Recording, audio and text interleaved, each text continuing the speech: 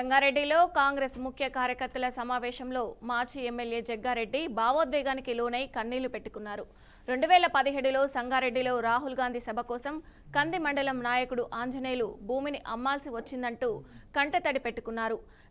నవంబర్లో ముఖ్య కార్యకర్తలను మండలాల వారీగా కలుస్తానని అన్నారు.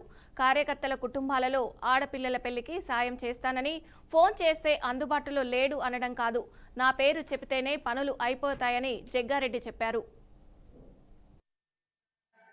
లోకల్ బాడీ ఎలక్షన్స్ మన కాంగ్రెస్ గవర్నమెంట్ ముఖ్యమంత్రి రేవంత్ రెడ్డి గారు మన మినిస్టర్లు డిక్లేర్ చేస్తారు.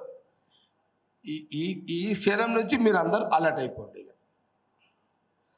ఏ ఊళ్ళల్లో ఆ ఊళ్ళల్లో సర్పంచులు మన గవర్నమెంట్ ఇంకా 3 ఏళ్ళు, ఇంకా తర్వాత 5 ఏళ్ళు, ఇంకా 8 ఏళ్ళు మన కాంగ్రెస్ గవర్నమెంట్ తెలంగాణలో మనం ఉంటున్నాం.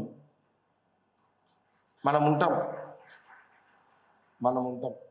ఓకే, మనం ఉంటాం. ఇప్పుడున్న పిసిసి ప్రెసిడెంట్ మహేష్ గౌడ్ కానీ, మీనాక్షి నటరాజన్ గారు, సీఎం రేవంత్ రెడ్డి గారు, క్యాబినెట్ మినిస్టర్లు అందరూ కూడా ఎవరి ప్లానింగ్లో వాళ్ళు ఉన్నారు.